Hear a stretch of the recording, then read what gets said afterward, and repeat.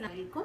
आज આપણે બનાવે છે ચિકન ટેન્ડર્સ અને ચિકન ટેન્ડર્સ છે કે જે આપણે કુકડાનું તમે ધોરું પાર્ટ વાપરી શકો છો કાં તો તમે કુકડાનું સાથળનું ભાગ વાપરી શકો છો ને એને તમે આવી રીતે આમ લાંબા લાંબા સ્ટ્રીપ્સ કરશો, આમ લાંબા લાંબા કાપશો અને લગભગ 1.5 કે 1 ઇંચ જાડું।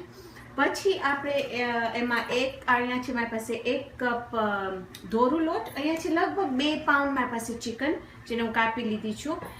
1 કપ લોટની અંદર આપણે થોડોક નિમક નાખશું, થોડોક આપણે લસણનું પાવડર નાખશું અને આપણે મયાઈ કે ઈંડામાં આપણે ક્રશ કરશું, એમાં ડીપ કરશું ને પછી આપણે અહીંયા છે મારી પાસે પેન્કો ના બ્રેડ ક્રમ્સ કે છે ને પાઉંનું ક્રશ્ડ છે, પછી એમાં આપણે બોળશું ને પછી આપણે તળશું।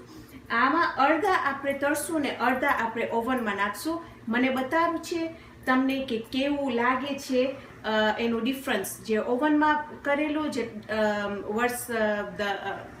તેલમાં તળેલું, મને ખબર છે કે તમે જો। તો ચાલો આપણે શરૂ કરીએ।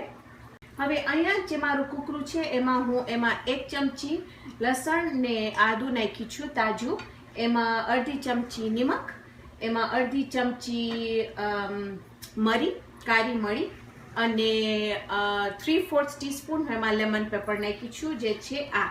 જો તમને લેમન પેપર ના મળતું હોય તો તમે કાંઈ વાંધો નથી, એમાં કાંઈ નાખજો નહીં, કાં તો તમે એમાં લીંબુ થોડુંક નાખી શકો છો।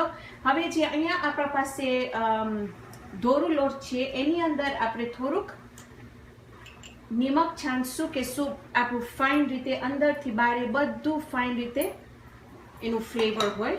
પછી આપણે એની અંદર નાખશું અડધી ચમચી લસણનું પાવડર અને આ આપણે હલાવી નાખશું ફાઇન રીતે। ઓકે,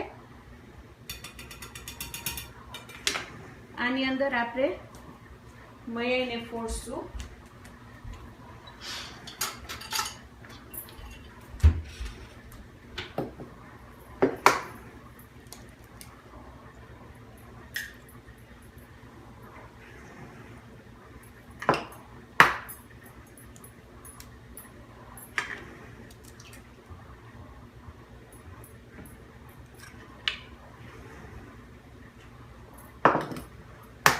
ને જો તમને તીખું બનાવવું હોય તો તમે કુકડામાં લાલ ચટણી કાં તો તમે કોઈ પણ જાતની ચટણી કે લાલ મરચું કાંઈ પણ તમે એમાં નાખી શકો છો।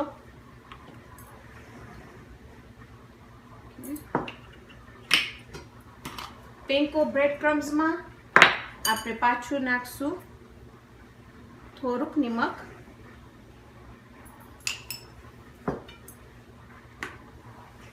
થોડુંક લસણનું પાવડર, થોડુંક લેમન પેપર અને એમાં આપણે નાખશું થોડીક સૂકી કોથમીર અને આપણે આ બધું વસ્તુ હલાવીને શરૂ કરશું। તો હવે આપણે આપણું કુકડુંને લેશું, પહેલું કુકડુંને લેશું, આપણે એને ફાઇન તે લોટમાં બોળશું, પછી આપણે લઈને એને મયાઈમાં બોળશું, પછી જે આમ બાકી રહે એને જરાક તમે કાઢી નાખજો, પછી આપણે એને બ્રેડ ક્રમ્સમાં બોળશું ને આ બચ્ચાઓને તો એકદમ મજા આવે છે આ। ઓકે, પછી આપણે આવી પ્લેટમાં નાખશું, પાછું આપણે લેશું લોટ, એમાં નાખશું કુકડું, મયાઈ કાં તો ઈંડું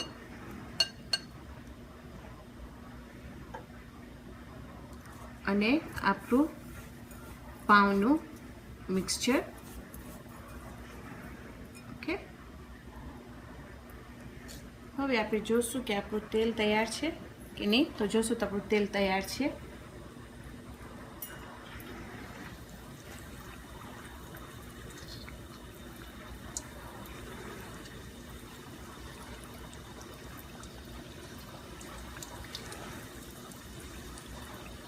અને જ્યાર સુધી તમારું તરાતું હોય એટલું ટાઈમ સુધી તમે બીજા બનાવી અને તમારા પ્લેટ ઉપર નાખવાનું શરૂ કરજો. હવે જો તમે આવી તમે ટ્રે વાપરતા હો તમારું શેકવા માટે તો એમાં ખાલી થોડુંક ઓલિવ ઓઇલ છાંટજો તો શું નીચે જરાક ચોટે નહીં. ઓકે, પછી આપણા ટ્રેમાં આવી તમે નાખીએ બધા ભેગા કરી ઓવનમાં નાખી દઈશ. આને હું તમને બતાવીશ કે આપણું કેવું લાગે છે. તો હવે આપણે આ બધા કાઢી લેશું. તમે જોશો તો ફાઇન રીતે તરાઈ ગયું છે ને આપણા તરેલા પણ ચિકન નીકળી ગયા છે.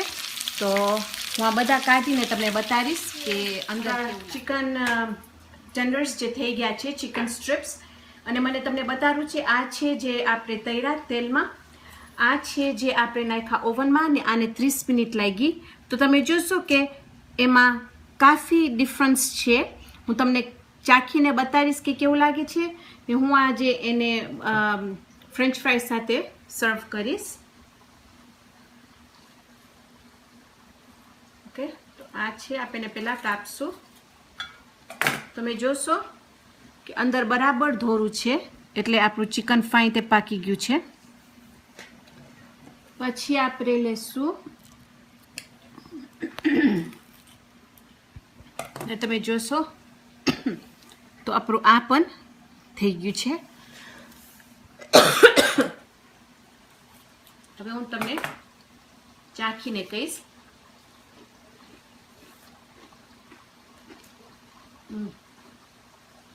પેલું હું ખાલી એ તરેલું છે ને ક્રિસ્પી છે પણ બહુ ફાઇન છે. હવે હું જે આપણે ઓવનમાં શેકા એ હું ટ્રાય કરીશ.